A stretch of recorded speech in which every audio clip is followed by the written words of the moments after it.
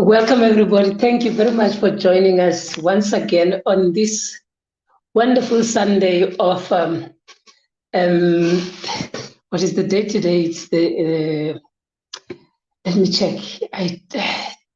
The way that I am so busy these days, I'm even struggling to meet up the dates. I don't even know what date. It's the 12th of February 2023. Time flies.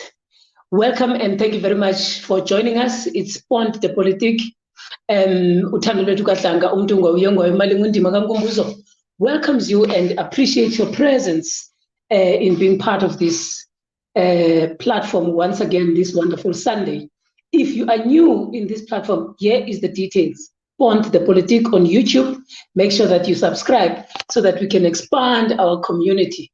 We are also having the community and the followers that are following us on Twitter, retweet and follow us and make sure that you watch wherever you are. Another platform that is available for Pont the Politique is Facebook. We are equally available. We are broadcasting live on Facebook as we speak at this moment. We are also available on Instagram and TikTok. If you are unable to understand what are we talking about in this program, we are Pont de Politique. It is a French name that is, when it is translated to a bridge to politics. Why the choice of a French name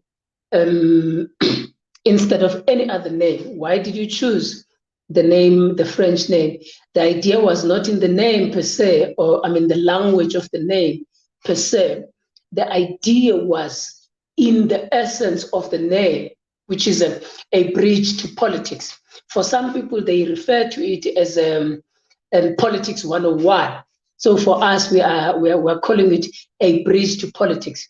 Why are we calling it a bridge to politics? Majority of people, especially in Southern Africa, have been so disgruntled by the way that politics have been made.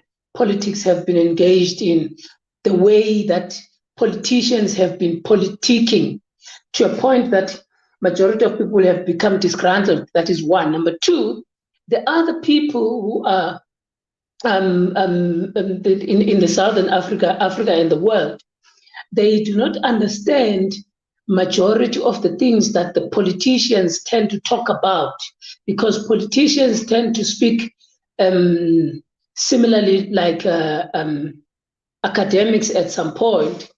They either speak above the people or they hide certain things behind meanings and behind words.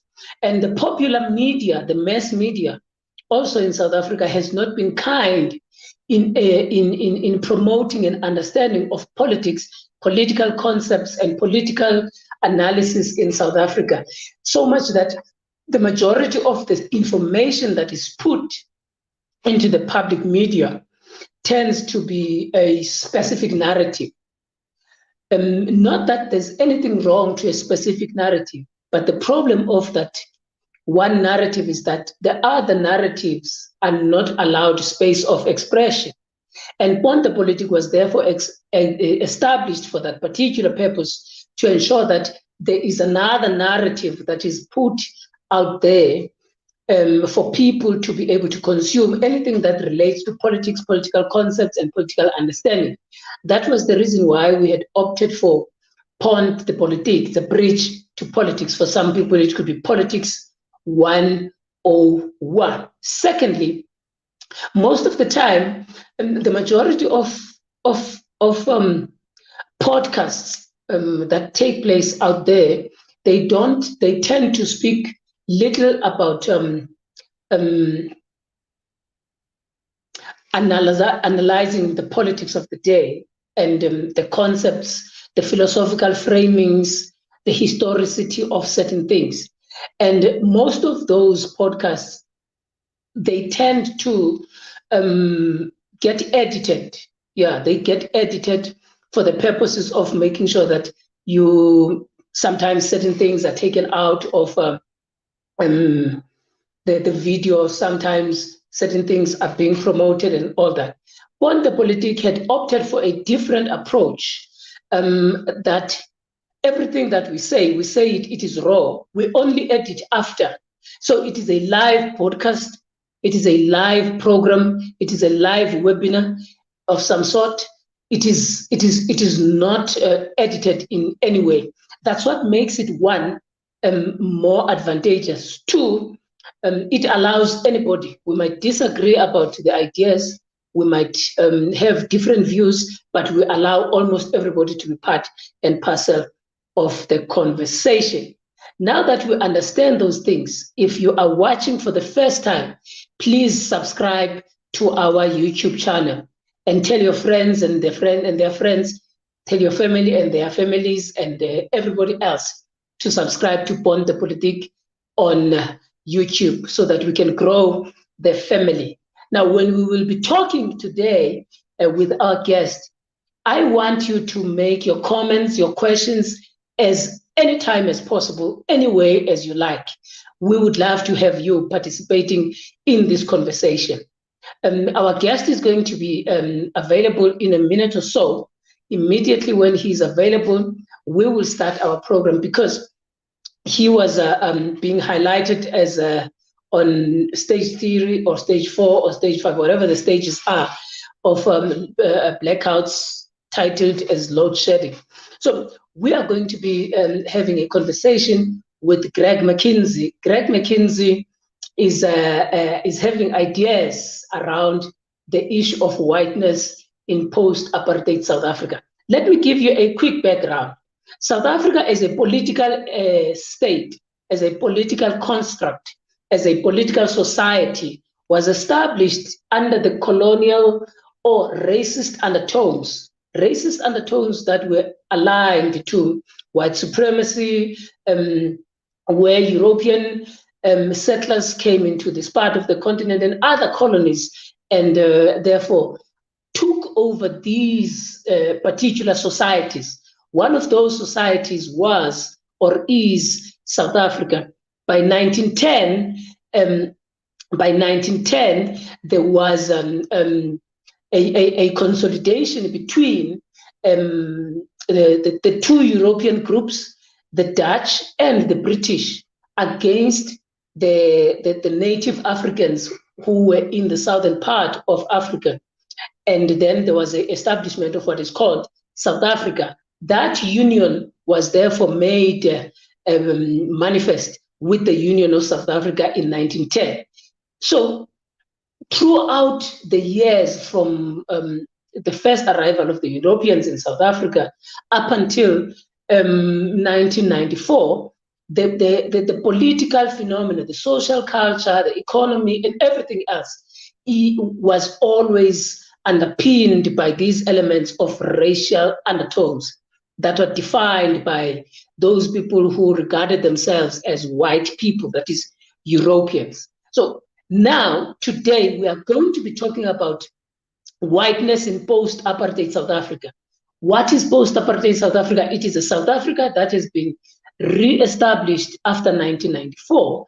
And our guest today is going to be taking us through that particular conversation. Thank you to Vuyo Danster, who is greeting us. And she says she's watching from Komani in the Eastern Cape. Let's welcome our guest today. Greg, my friend, how are you? I'm good, Ernie. How are you? I'm doing good. Thanks for joining us, my friend. I know that I know that you were on stage 3 or 4 of load shedding, whatever the case might be, and yes. We appreciate that you had to come through. You are going to come here and talk about a very interesting dynamic and a very interesting conversation. Yeah. And we had spoken about it at some point. We had spoken about it at some point. Before we can go to the essence of the conversation, where are you from? Where is Greg from in the part of the world? So I'm from KZN in South Africa, and I'm now in Cape Town, doing masters. But yeah, I grew up in a town just above Pietermaritzburg called Hilton, which was quite a affluent town, I suppose one would say. Although after looking at the property market in Cape Town, I have second thoughts. Cape Town is stupidly expensive. But yeah, so that's me. I'm in philosophy. I've been studying philosophy for a while now, and I'm working my master's in philosophy, and I'm very interested in phenomenology and existentialism, especially applied into the context. Yeah, so that's sort of Greg at a brief glance. Yeah. So currently, Greg, you are in Western Cape, isn't it? Yes. Yeah. And Yeah. how do you find Western Cape? How do you find Western Cape in its generality? Well, I mean, the ocean is nice. I don't know. That's the most raving review. No, it's very nice. It's good. I do miss the hills and the mists of the Midlands, but that's that's just me being a homebody. But yeah, it's nice. It's expensive. It's totally different. It's a cultural shift, which has been quite interesting for my research actually. To see, perhaps whiteness isn't just one universal thing, but there are many types of whitenesses, so to say, which I'm sure we can get into later. But yeah, so it's Cape Town is Cape Town. It's the usual reviews. Okay. Yeah. Although the students are so loud. That's my negative. These first years they are different. They are different to who? To which students? The students in Gauteng. I don't know. Maybe I'm just old now, but if they could go to bed at 10 o'clock and not make noise after 10 p.m., that would be appreciated. How is that possible for students to go to bed at 10? I don't think it is possible. It's not, but we can live in hope. Thanks for joining us, my friend. And already there's Tatum who says, "Go, Greg," and already there's a person who seems to be following our conversation. Yeah. Thank you, Tatum. Yeah, Greg, you have made some thoughts around the issue of whiteness in post-apartheid South Africa. Yes. Before we can just even go to the element of whiteness, from your description, how do you think about post-apartheid South Africa? It helps the viewers to understand what you are saying about post-apartheid South Africa.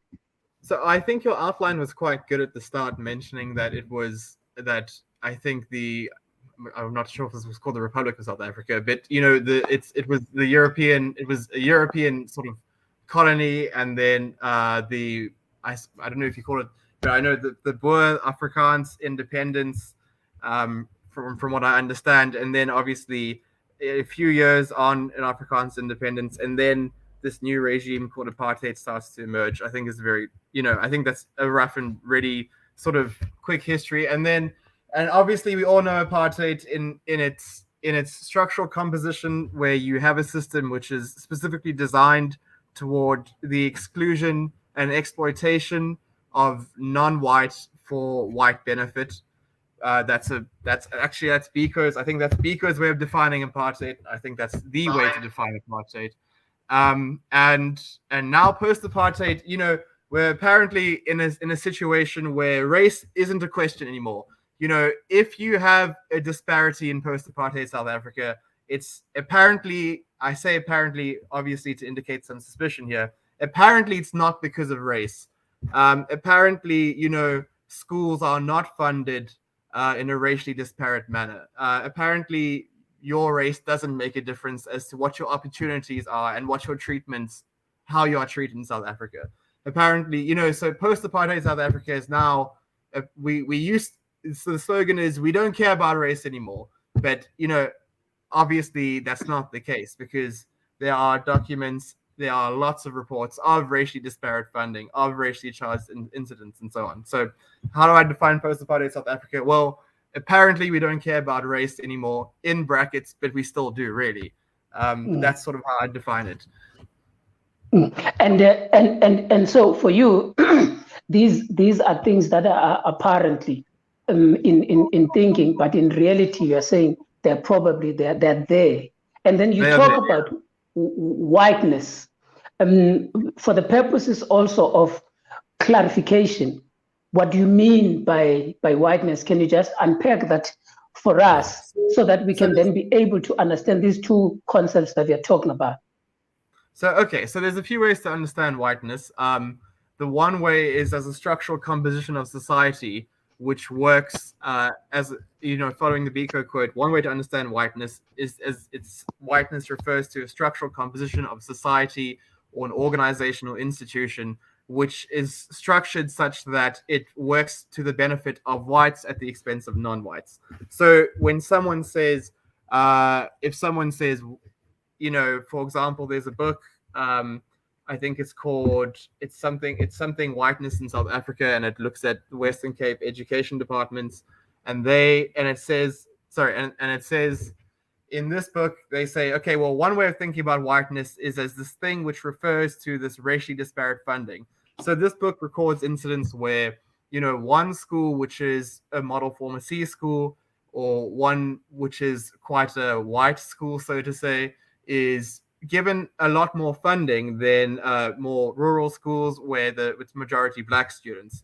So they even have in this book, there's even an incident of, there's a Western Cape Western Cape Education Department inspector, I think, at one of the poorer schools, which is majority black, and there's holes in the classroom, and the inspector is there, sort of ticking the boxes, not really reporting the accuracy of the situation.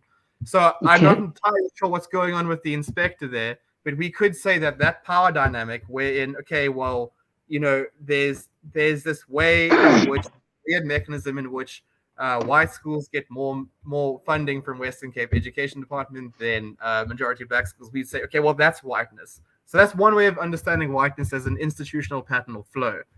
The other way of understanding whiteness is as sort of a personal thing, in that it's a way of disclosing the world. It's a way of relating to the world. It's a way of being in the world. Now, those are obviously some Heideggerian terms there.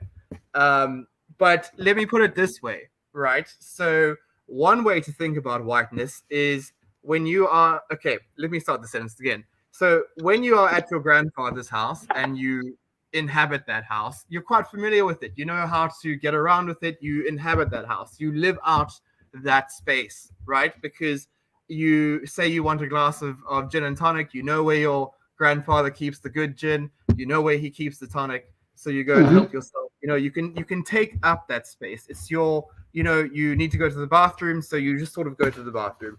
It's the way you inhabit that space, right? When you inhabit that space, it's a way of doing something. It's inhabiting as a verb.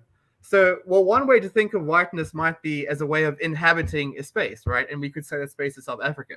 So what do I mean by that? Well, I mean that the way I inhabit the world is a way which affirms or perpetuates or takes for granted some ideas of white superiority. Okay, what do I mean by white superiority?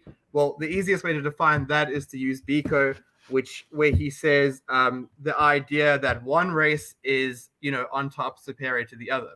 And that's why, Odie, it's interesting that you mentioned the formation of South Africa, because the formation of South Africa definitely lent into what is called a European master narrative, wherein the white European is the absolute master. They make the world go round. They make history. Without the white, no one could be anything, because the white is what makes the world go round. So that was in the European context, in European colonization.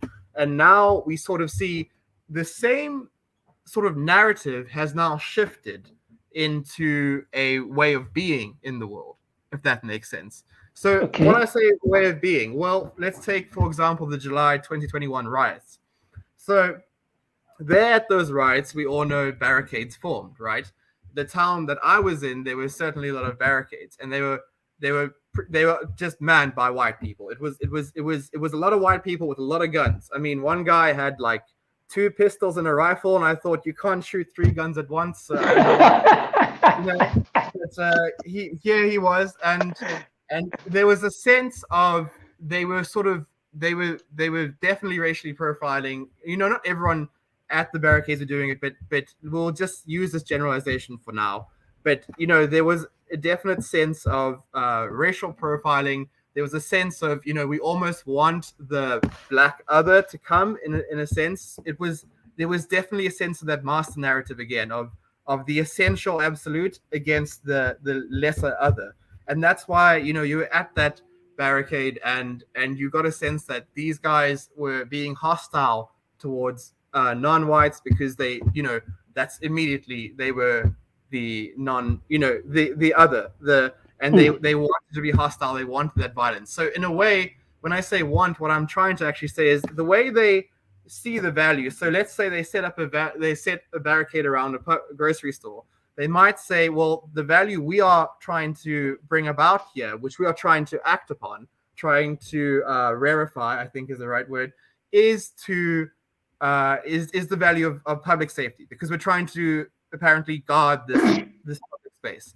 But now the way that these people see that value, the way they move toward the value, the way they understand that value, how they elaborate that value, that disclosing of the value, right? That's done in a way which we would say is whiteness. Why? Well, because it's done in such a way which tends to reflect the idea, that European master narrative. It tends to reflect the idea of white superiority.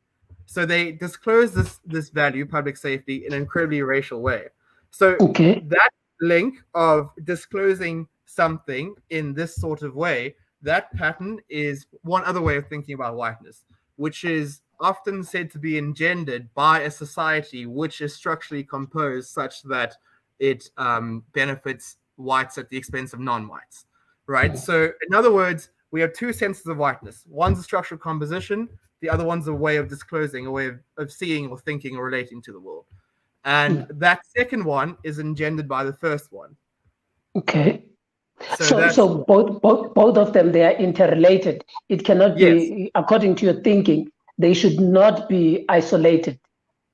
Yeah. So that's so the main thinkers here are there's a theorist, Melissa Stein, and who writes about the master narrative connection, Shannon Sullivan, who sort of bridges this gap, and some other people like Sarah Ahmed and Steve Biko, obviously, in the South African context, is almost the pioneer of how is race a way of disclosing or being. But yeah, so these thinkers, these guys and women, they link this together. So the society engenders whiteness, but your personal whiteness can also then compound the whiteness of that society. And if you think about it, it makes sense, right? So, for example, when these, so let's take AfriForum, for example, right? So now they are, I read that they're in a legal battle over displaying the apartheid flag because they contest that it's not actually hate speech. So, well, if we could say that that was a type of whiteness and it was engendered by society, then we could probably, if we took that for granted for now, I have a way of arguing that that's indeed the case, but let's just say for now that is the case. Then we say, how does that impact society? Well, we could say that, to allow the apartheid flag gives us a sense of, it wasn't, it's not something that's bad or illegal. In a way, that sort of promotes the, it sort of makes apartheid a bit more okay, which is obviously white superiority, right? So you see how we could say, well, there's a general sense now of it actually becoming, so there's a general sense of this action actually making white superiority more powerful. Now there's, now people seem to think it's okay. So the actions that you do are things which impact society. So in that way, it's like this little, almost like a feedback loop where whiteness engenders whiteness, which engenders whiteness, so to say. But in other words, the way of a society engenders a way of being, which engenders a way of society. Does the seemingly that let's probably, because I want us to unpack it properly, for most people to be able to understand. Let's shift it and move it from an element of individual, so that we can be able to move into the society, and then we can be able to unpack it from that perspective, and then we'll come back into the individual again.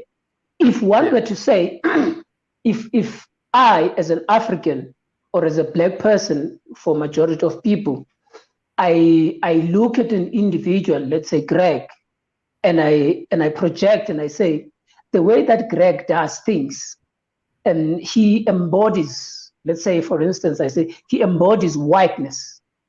And already you have said that sometimes whiteness is about the structural composition of the society, but also it is how the individual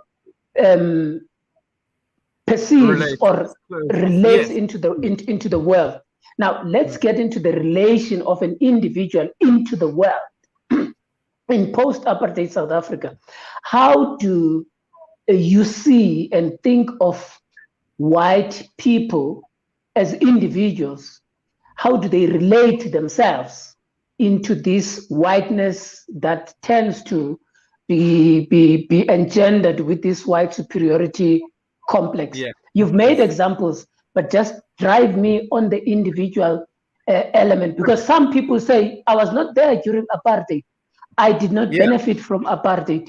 I did not benefit from colonialism. So why must I therefore be held ransom? Why am I on the a white person? Yes. Yeah. So can you take me through that? Okay. Yeah. Brilliant. So this is my area of focus. I'm really interested in whiteness as a way of being, as I've mentioned. And there is one attempt by one thing I already mentioned, Shannon Sullivan, to make sense of how does this work.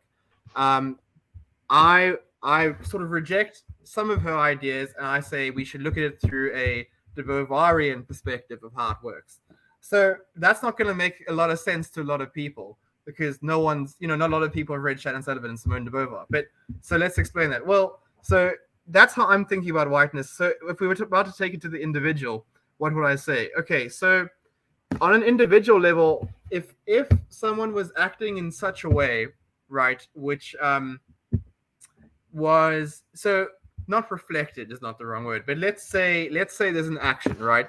So let's say you walk down the streets, you're a white person, you're walking down the streets, right? And a black beggar comes up to you, right? And they don't interact with you, but they're walking the opposite way, but they're not going to interact with you. They walk past you, and then you do the thing as the white person where you pat down your pockets to make sure everything's okay, right?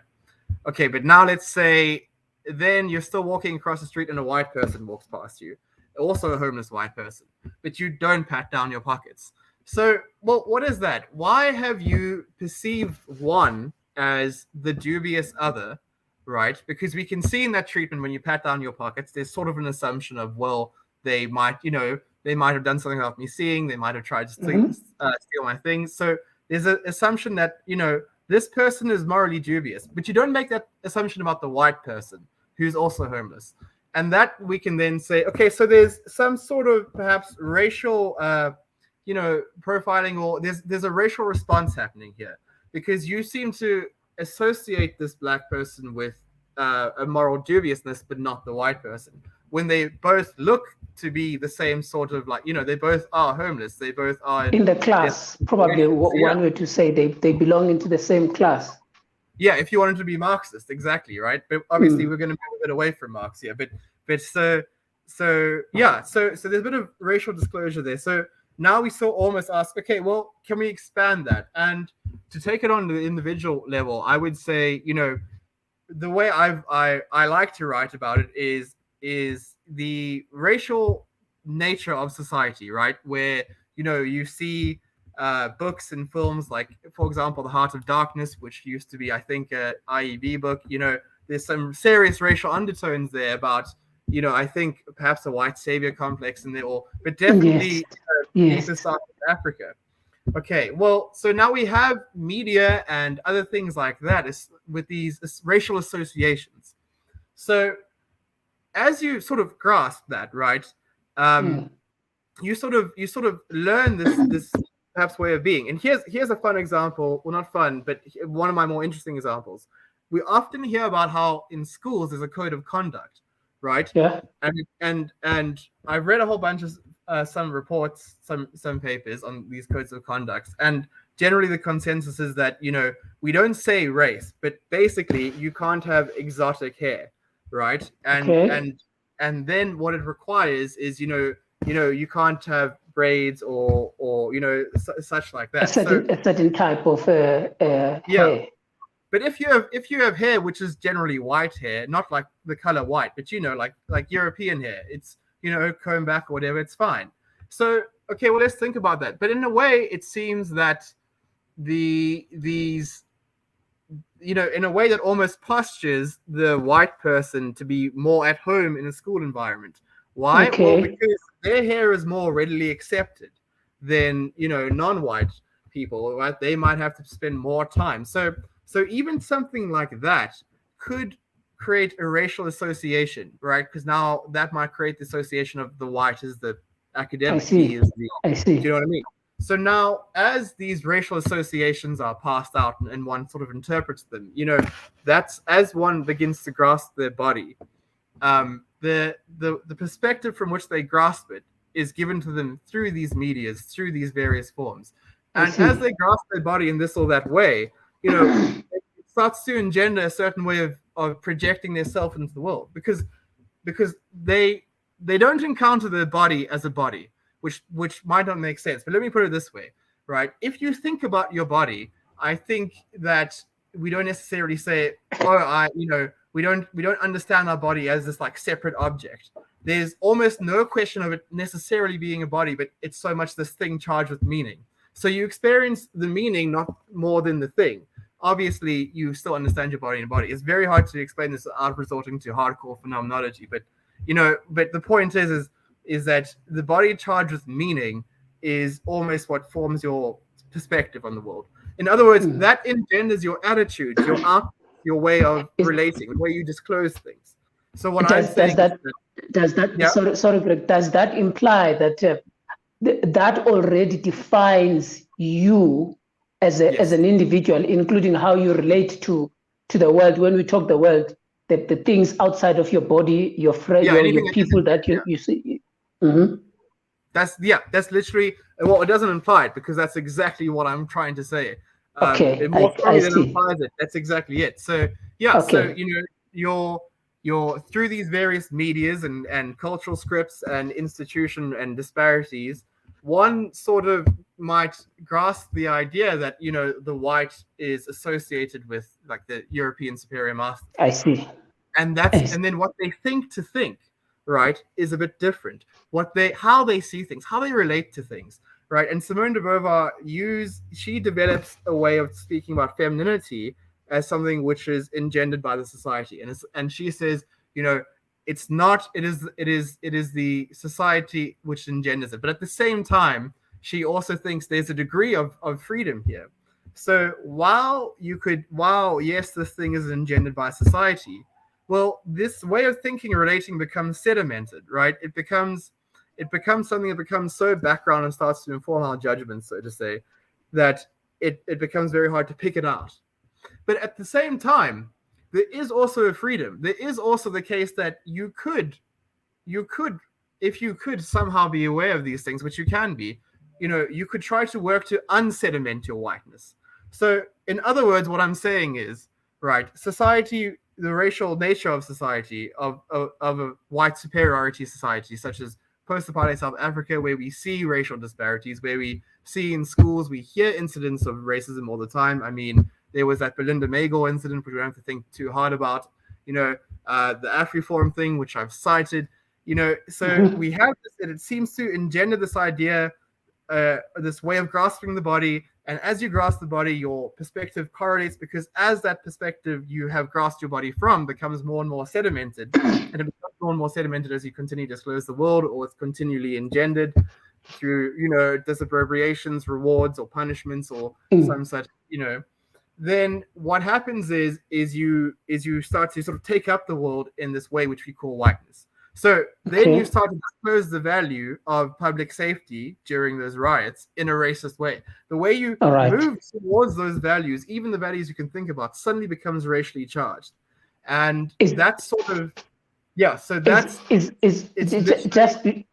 Before that, does that therefore make one to say that it was not my choice to to be racist? Does that make one to be not to can they be justified when they say, I did not choose to be a racist, but I am a racist, or I am using my ways of being in lines of whiteness because I did not choose to operate within this framework.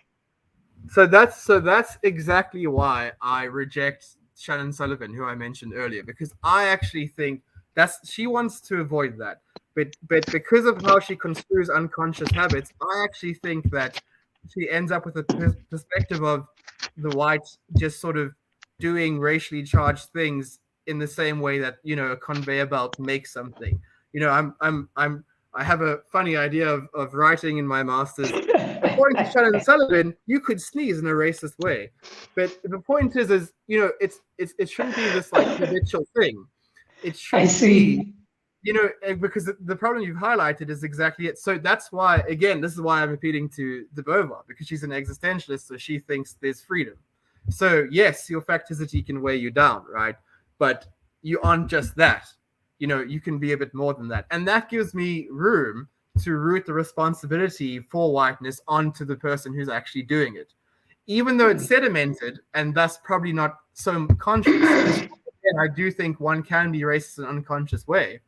Yes, that's possible.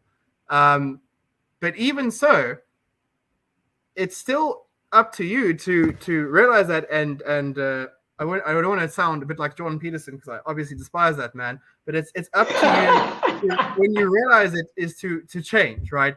So then we say, okay, well, if my whiteness is sedimented, white superiority is sedimented, how do I change it? Well, you have to unsediment it. How do we do that? Well, that's part 2 of my work, which I've still yet to deal with. But one good way, which I agree with Shannon Sullivan for once, is that you can disrupt whiteness by changing your environment, doing things you wouldn't necessarily do normally, if that makes sense. Okay. For her, she thinks that makes enough of disruption in your way of being to make your racist ways obvious. However, I think that a disruption of your environment could refer to, for example, the Western Cape Education Department has a racially disparate pattern of funding. Okay, well, that's something which you can clearly change, right? That's change. I'm almost suggesting you take responsibility. Well, I am suggesting you take responsibility for your whiteness, but then you work such that being physically white doesn't necessarily mean you are now you are now racist, because you can make the context. Remember that the society is what engenders this whiteness through its medias and whatnot. So if we disrupted that, well, then we could change it such that whiteness doesn't have white racism, which white people tend to take out and live out, right? Whiteness could refer to something like, I don't know, you know, eating roast beef and Yorkshire pudding for Sunday lunch, or something innocuous. You know, it can still be a way of disclosing, a way of projecting yourself into the world, but it doesn't necessarily have to be a racially charged way of doing so. And that could happen at least if we change the environment which engenders it. So here you are therefore saying we moved from the perspective of how an individual and how it is engendered by the society, and we come back into the individual, but you are then saying we need to disrupt the society so that the individual does not operate within this whiteness that tends to produce white superiority, as one way to understand it.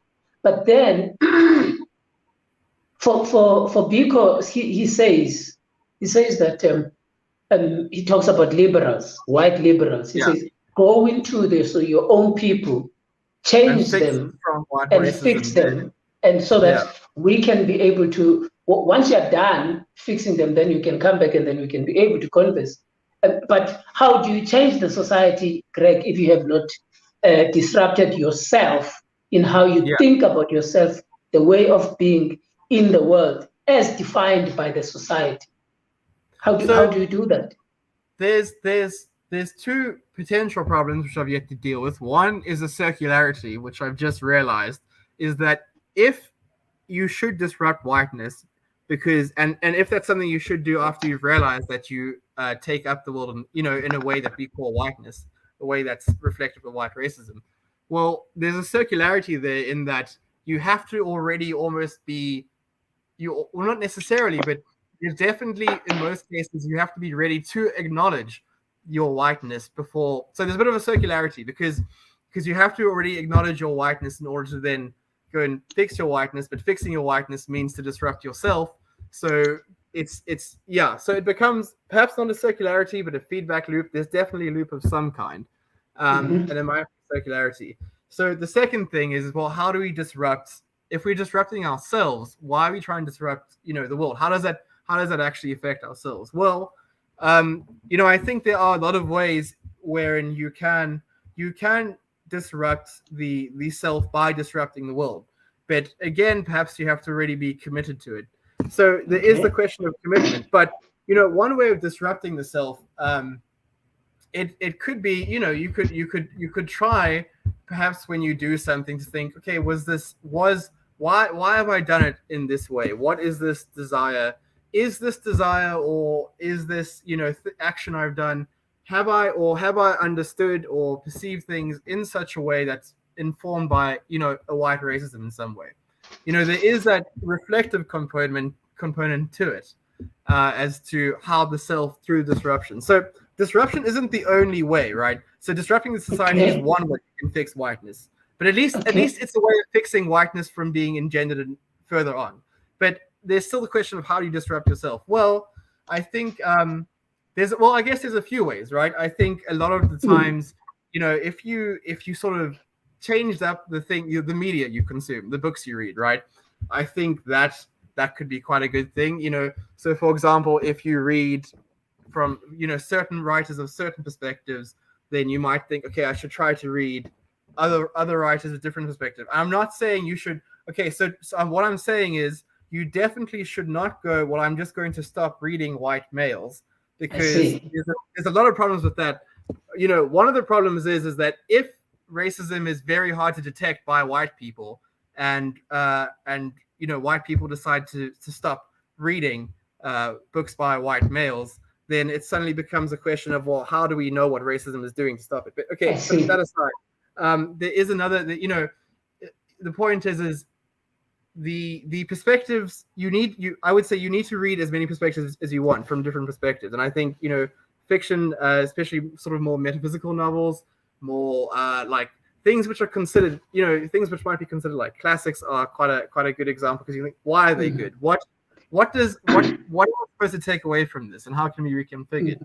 And when I spoke earlier about whiteness, that's exactly why you should read as widely as you can, right? Because whiteness in South Africa is probably different to whiteness in America, so to say.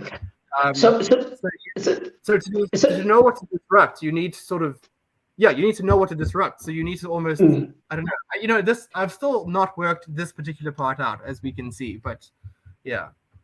So basically what you're thinking about is that even the disruption itself, because how this whiteness tends to manifest, it emanates from the mind. And therefore, even when you are disrupting it, you need to disrupt it from the mind. That's what I'm picking from that. Exactly. Yeah. Yeah. I've got somebody here who has a question. It's Brad Sklanders. Brad Sklanders. I'm not sure if I'm not pronouncing the surname well. I'm sorry, but the question is, it says, you have this way of whiteness and you find the way to disrupt yourself, but how do you stop others that are seeing you as white? I think there's two things here. Ne? There's two things that are happening here. Well, the last part is talking about yes, please. So the thing which because this reminded me, the thing when I spoke about a society engendering whiteness, the process of racialization. When someone treats you as white, that's one way of it being engendered into you, right? So another good way of thinking about Brad's question is, how do you stop others from racializing you as white and thus engendering that whiteness? because I think that's sort of the element. So how do you have this way of whiteness, but how do you stop other people from, engendering it, from perpetuating it, which is a good question, right? So, well, I guess there's a few ways. There were, okay, I can think of a few experiences which I've been in where I think to myself, okay, that person definitely said this thing because I'm a white person. If I wasn't white, there's no way they would have said that, right? There's literally no way. And in that situation, this is just one example. In that situation, perhaps the way is to and if you're like me and you're very contrarian, you'll have some fun with this. You can say, why did you say that? Is it because do you think why do you think I'm okay with something like that being said? Is that really okay? I mean, and I know you, and I know you tend to say that. You be like, yeah, I do. For you tend to say that. But what I love about Brett's also question, which also has got some element of a problem from me, is that the placing together of whiteness as an attitude, the way of being, seeing, and viewing the world, with the racial classification of an individual. Because for some people, they argue that whiteness does not necessarily require a white person for it to be expressive of itself. It can always be expressive outside of a white racialized individual. But also at the same time, in the case of a racialized white person, how do you then solve that particular problem? So I'm problematizing the question in a certain way, that sometimes you must not only understand that whiteness's manifestation is only going to happen because there is a white person in the mix, but there is a black person who can perpetuate whiteness. And therefore, for Brett, he's probably looking at the person who is white, and therefore how do they stop that particular whitenessing coming from the other person to that person who is white. I think that's what I've picked up there. So I think that's that's good. So there's two good reasons I think that's a good question. So the first is, okay, so if whiteness is engendered, if whiteness as a way of being is only engendered by a society which is composed of white racism, then why did it come out in the first place? How did this white racism come up in the first place?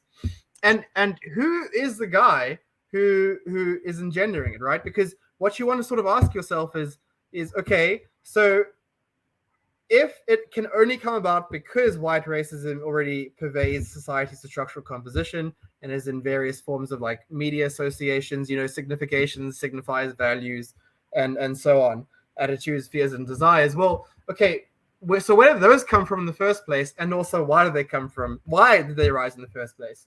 Now, that's something that Shannon Sullivan, who I am very critical about, cannot tell me.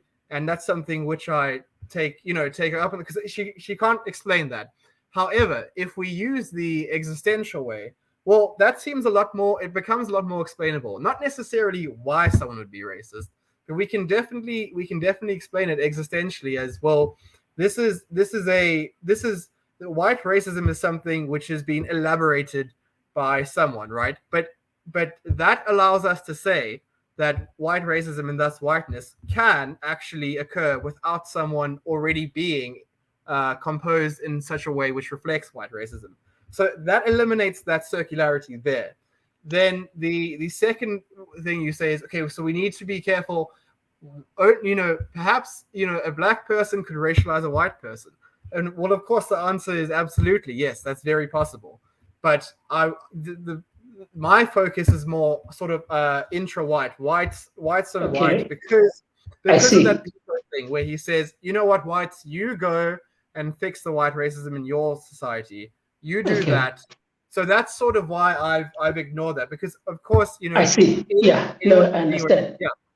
Yeah. Understood. And thank you, Brett, for that question. If there's a follow-up that you want to make up, please, you can make it up and bring it on. Any other person who wants to point out something with Greg or me or any comment or question, we are still welcome. Greg, Even if it's negative.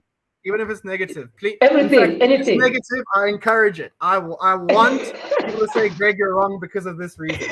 That's what I want. Greg, there is an issue of gated communities in South Africa, especially in the post-apartheid South Africa, and especially in the suburbs. You find these areas where there's these gated communities, and there always is an issue around the protection of a society because there's high crime rates and everything else. And you know me, I've always said that I don't understand whether there is a guilt that is intertwined to whiteness that makes white people to want to close themselves off into a particular society, into a particular corner, because they want to, there's a guilt first. Secondly, there's this superiority complex that makes them to want to close them off, or also whether they just want to take everything that they have already acquired over the years and not share it with anybody. And would that element of gated communities be part and parcel of how you view whiteness in your work that you are thinking about, in your work that you are researching about? Are you thinking around those things as some of expressions of whiteness in post-apartheid South Africa? So I haven't looked at gated communities specifically, but it's a good suggestion, and I'll tell you why it makes sense. Is that okay? So let me just clarify this. So being white, having the skin tone white, does not necessarily mean you will be a white racist, right? In other words, whiteness does not necessarily have to be composed of white racism.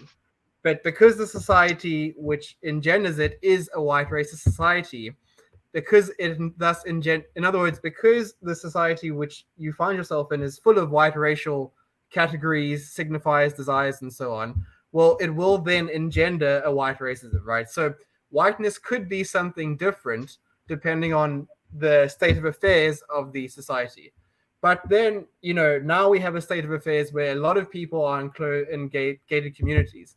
And perhaps one expression of whiteness, you say, is a guilt in sort of this like not sharing, in sort of having perhaps too much, correct? That's sort of what I think that's what you're saying. So, yeah. Okay. So if we look at where the European master narrative came from, which apparently has shifted according to Melissa Stein, but not that much. It's almost, I think what she's saying is another manifestation of that narrative. But that narrative, and especially this is traced by Charles Mills in The Racial Contract, that whiteness was, before race, it was the other guys. It was me, the Greeks, they were the Greeks. And if someone was not Greek, well, then they were not they were not a person. The Romans, they were Romans, but if you were not Roman, if you were a foreigner, that's terrible, right? So the Roman is the absolute, the other is the foreigner. And that's sort of, especially with the exploitation of the new world, so to say, that otherness, that I think it's something, okay, I can't remember the name now, it's Latin, but basically like man of the woods, or the way the country is, it's blank slate, tabula rasa, so that sort of otherness became built into this narrative, right? Because we had this otherness, and then it was like, okay, well, I suppose one way, you could use religion, but the problem with religion is that if someone converts religion, well, then they're no longer exploitable, right? Because they just converted to the religion which only like the civilized, so to say, are a part of. So race takes on this category of otherness, except it just finds a way to make it more binding, because it's a lot easier to convert religions, or I don't know, that's probably a problematic statement, but it's probably at least not as hard to convert what religion you are as opposed to converting what race you are. That's probably a lot harder if it's even possible. So, and there's lots of problems with that. So okay, so now this component gets built as like a hard way to wire race. So whiteness isn't necessarily just about the absolute. It's also about there's these other, the other guys, and well, I say guys, but it would be the other non. So is there this guilt? Well, it's certainly these communities, especially gated community, which is just whites. It's certainly a manifestation of a white group shutting itself and thus defining others, right? So here, where these people of this socioeconomic class. So if you want to be Marxist in a way, you could say, well, let's say that whiteness was to occupy a certain socioeconomic class, which I don't think entirely works for South Africa because, I think there is racially mixed socioeconomic classes. Mm-hmm. So, but let's just say that was the case.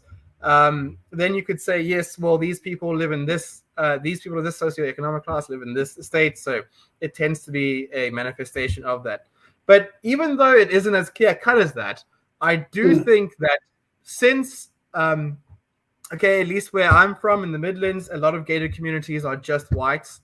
So if that's the case, okay, well, it certainly seems like there's a sort of a sense of we're closing ranks and we're shutting others out. So it might be a guilt in that, we acknowledge that the others don't have what we have because that's what it is. The other is what you aren't, right? The other is your negation. Yeah.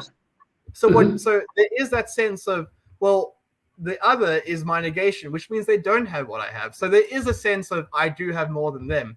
But instead of at least manifesting that as a guilt, I guess it's a denial of guilt by saying, okay, they are my negation in that they don't have the opportunities I have. So what am I gonna do with that? Okay, build a big fucking wall. That's what I'm gonna do. So instead of using that as a at least there you go. Instead of disclosing that factoid, that fact of they are my negation, instead of disclosing it in a guilty way, you disclose it in a racially charged way. In a way, okay. Yeah, you say that's actually perfect. The gated community in that way is almost a racially charged disclosure because that other must be kept out because they're the other. So you disclose the space, these people, and those around you in a very racially charged way. At least we could argue that with a bit more elaboration. But I see. Yes. I see. Thanks for that. We've got some interaction that is taking place that I would like you to engage on. Yes. We've got some comments, and I would be happy that if you can take them through. Do you feel that there is a bad middle ground in the white community where people aren't explicitly racist but still benefit from their whiteness and don't want they don't want there to be change, to be the change of the status quo? I think that there's an additional there. So I'm putting it here. Try and answer this one. There's another one that is going to come through from Christine. So let's start with Jethro and hear what you have to say on this. So I mean, there certainly is. Okay, so this is the problem with being a Marxist about race. I think is that you don't get the nuances of the differences within a socioeconomic class. So let's say a bad middle ground in the white community. Well, yeah, there certainly are people who are white who they aren't explicit racists. They operate without saying any racial slurs, but there's a sense of so let's say they have a black domestic worker. Okay, well, let's say they seem quite aggressive or hostile, or maybe they speak in a very condescending way. There definitely seems to be something wrong there. And perhaps if we knew a bit more, we could say, yeah, well, because they are operating from the perspective of that the white is the superior educated master and the non-white is the other, is the opposite. So perhaps that's at stake at work in that dynamic. Okay, so let's say that's at work in the dynamic. Now this person is operating this way, but they don't want whiteness is a structural composition. In other words, they don't want a society which privileges whites at the expense of non-whites to change, right? They don't want that, but they aren't explicitly racist. And well, of course, that exists, right? I think that definitely exists. So Biko, So it does not make them less racist, though. If one no, were to say, it just makes them lying bastards. Yeah. So Biko, he talks about race. Because he says the white liberals, right? There's that passage where he says, I think he says something. I think he says something to the effect, black man, the white has kicked you and told you how to respond. Well, the liberals, they invite you over for tea. Look how not racist I am. I've had struggle leaders over for tea, and then you see them, and they actually don't want to change the status quo, right? He says, you ask one of those liberals, they say, what can we do? You say, well, give up your privileges. And they say, no, we don't want to do that. That's ridiculous, right? Well, that's exactly it, just in the modern day, right?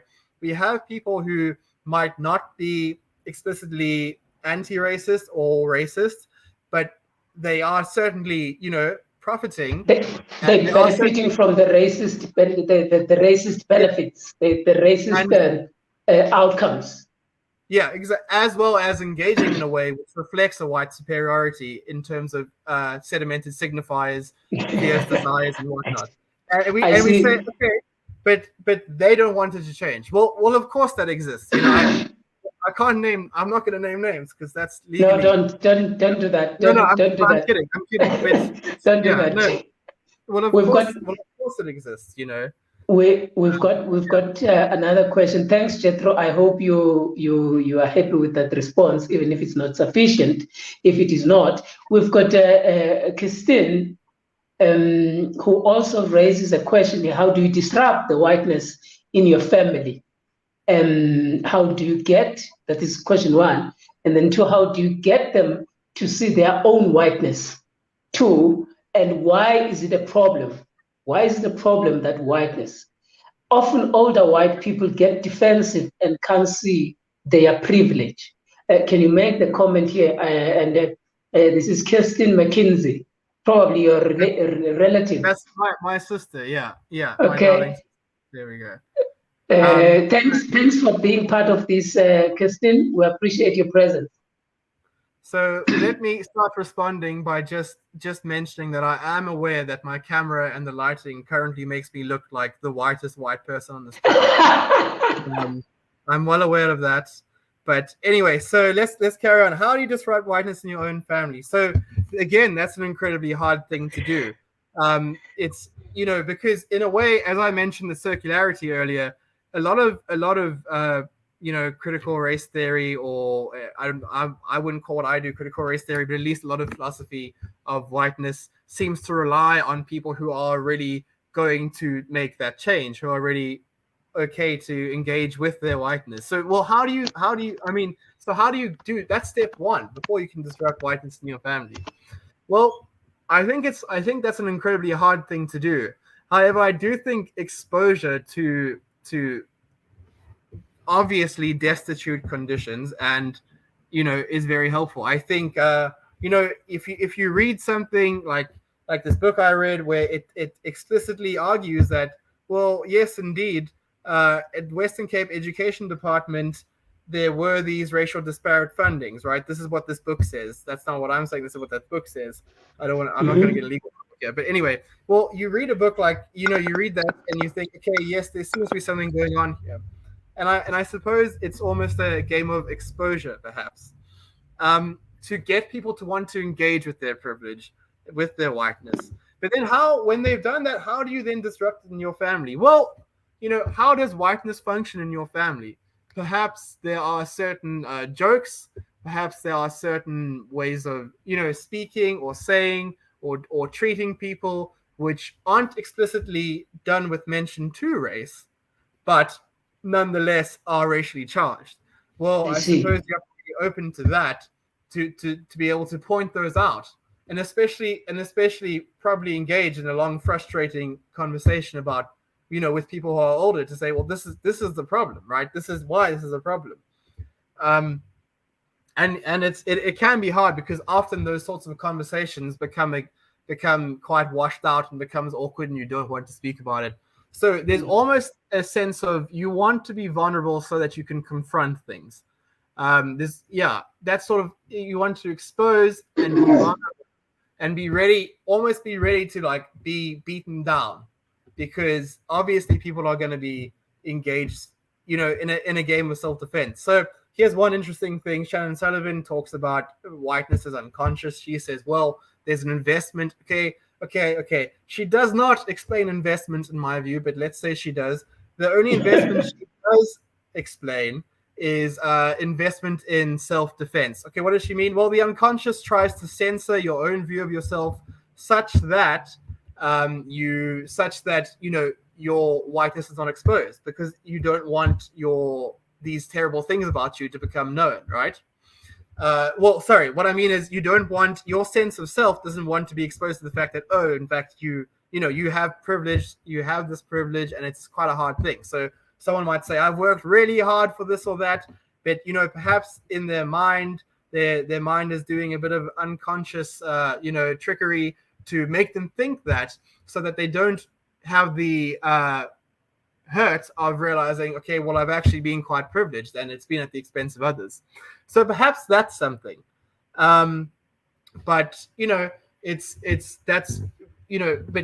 okay, so that's one thing you might be up against. But again, even if it is an unconscious process, even if it is a self-defense mechanism, it's still probably going to require exposure and a long conversation, which really repetitively like explains and outlines just how one is being racist, so to say. And I think this aspect that Christine is asking about, especially when she says that at some point they can't see their privilege. Maybe it is that unconsciousness. It is that unconsciousness where they have been, they have perceived they are being in the world, is what makes them to unsee that privilege, because they are always white, or they are always within a white grouping. But if they were to be in an environment where there is the other who doesn't have the same privileges as they are having, probably they would understand this element. And thanks for that. Thanks for that outlook as well. We are going to be going to the last part of our conversation, and I'm going to be throwing some straight and direct questions that can be a little bit uncomfortable for some people. Do you believe that all white people are racist? Okay. So I think that if I was to take my own idea seriously, it would be hard to say that no white person is not racist, right? I think that and here I agree with Shannon Sullivan, since we live in a society where race, in South Africa, it's very hard not to be aware that you are white, right? I think it's very hard not to be aware that you are white, and 20 something years ago that would have meant that you are very much in the you very much receive the benefits which are gained by exploiting others, right? So but now, okay, while the apartheid regime might not necessarily be a part of South Africa, post-apartheid South Africa, we still operate with race, and we still operate with a very we still operate with race, and we still operate with a lot of racial signifiers and desires and so on. So okay, so if those things are still operative in South Africa, well, then you would probably find it's very hard, if we take my appropriation of Simone de Beauvoir seriously, it would be very hard for someone not to have developed this way of disclosing the world, which is, reflective of a white racism. But, not every white person is a Ku Klux Klan member, not every white person wants to go to Oranje. But at the same time, there are white people who want to go to Oranje. So what I'm saying by that is, there are degrees of racism, and perhaps no one is entirely devoid of racism. And that's probably just, that's just the fact of what we're looking at. No one's devoid of racism. However, that should not mean that it's okay, right? Just because I see. Yeah, just because you might find that it's very hard to not be racist. That does not mean it's okay. In fact, that means that there's an even more pressing game at hand here, because now we're totally fucked, because now it's not even up to you apparently. So now you really have to care, right? Correct. Yeah. Correct. There's people who are talking. There are people who are talking on the line. I know that the conversation is supposed to be 1 hour. What do I do? What do I do? There are people who are talking on the line, and they are talking to you. And I've got three comments here that are directly specific to you. What do I do? Do we go to the final close and close the session, or do you want us to get to these comments? Let's get to. Should we do the comments?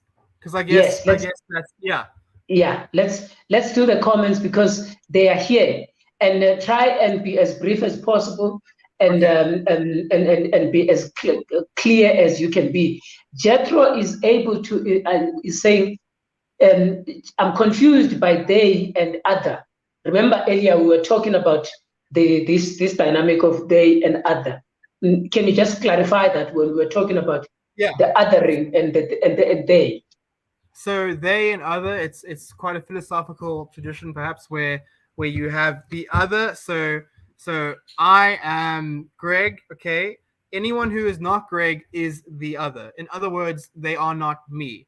What do I mean by that? Okay, well, what I mean by that is they are, they're different to me. They aren't me. They're not the same as me. They don't see things in the same way.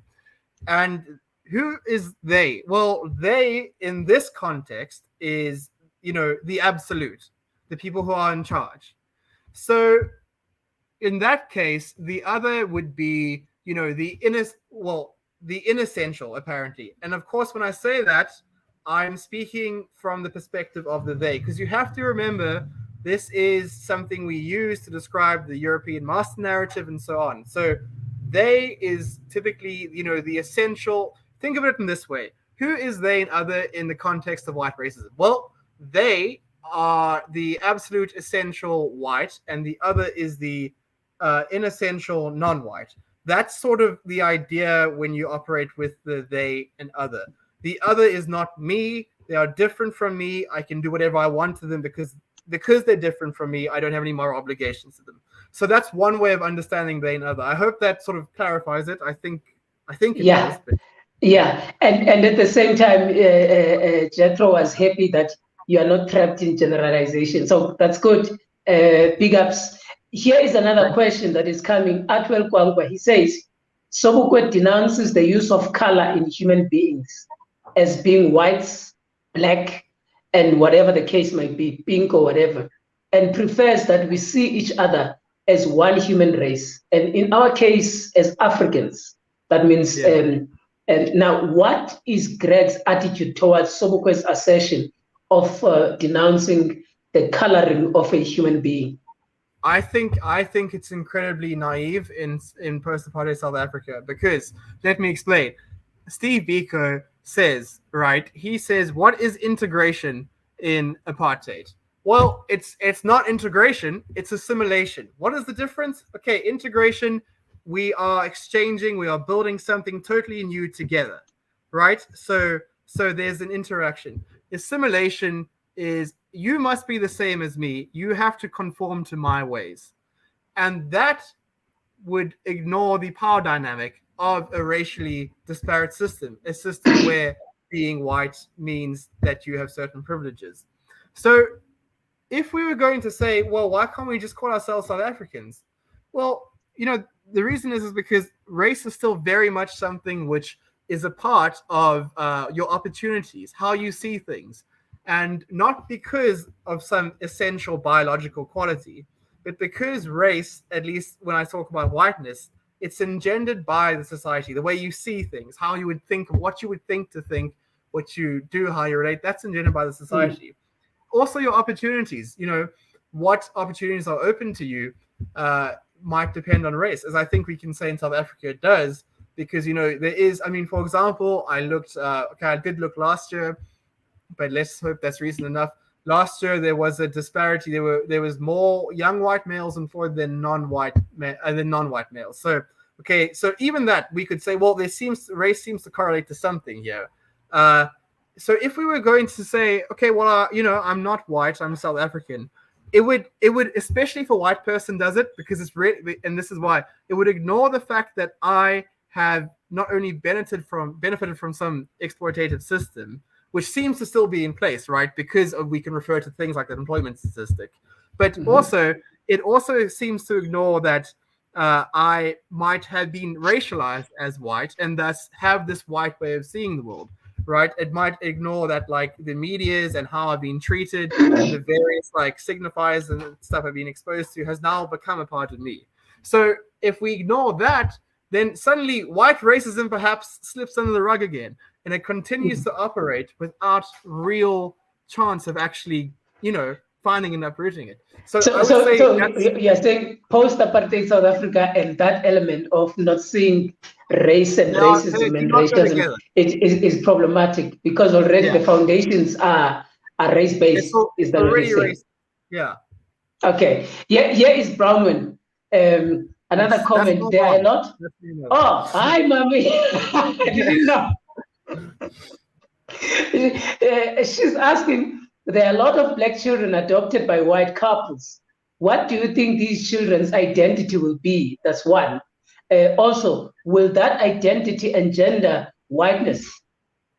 Yeah, well, so that's quite hard. So what will their identity be? Well, we can say the parents in that case, perhaps the parents will engender a sense of whiteness into them. But at the same time, when they go off to school and other people, they might be racialized as black. And a really good way to look at this is Fanon, right? I think Frantz Fanon, he moved, I think, from Algeria, comes to France. He did not, he thought he was exposed to all of these racial values. This is Black Skin's White Mask. But he thought of himself as white. However, he also thought of himself such that he detested blackness.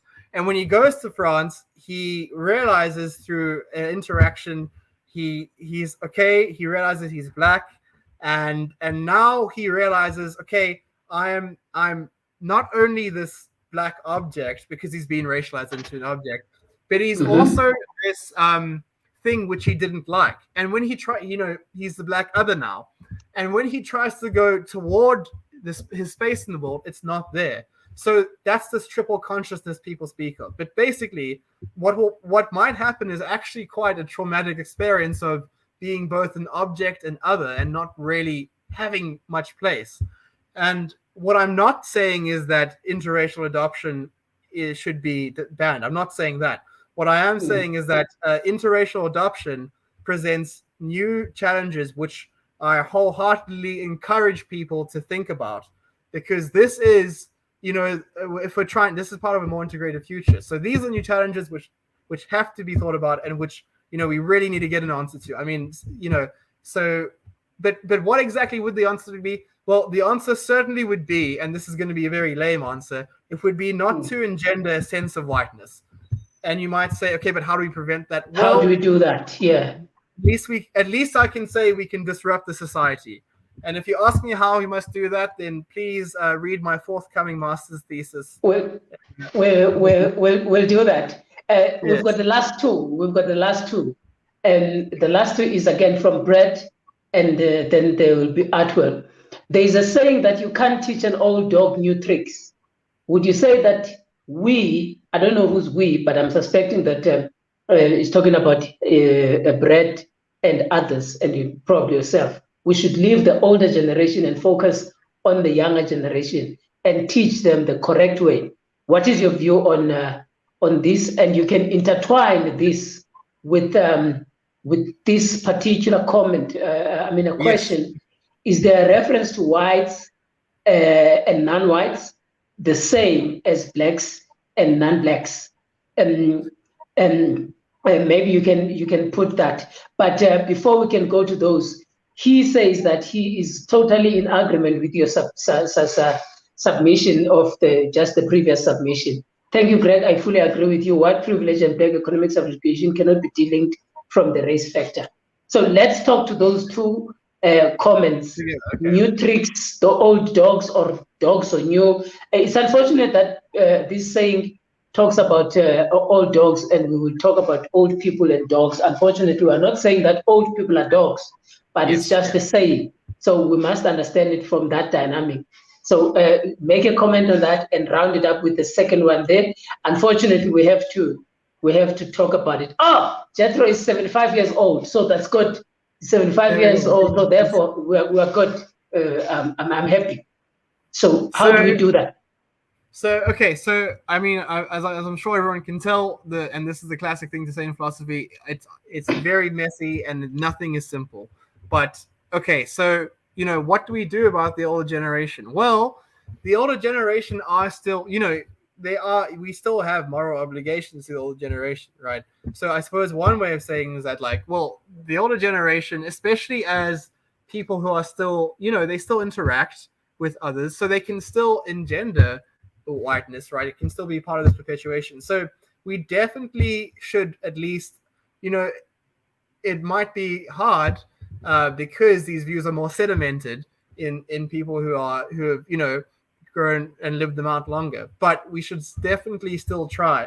However, there is obviously the factor of a young person might have views which are not as sedimented as an older person, so it would be a good place to at least start with them.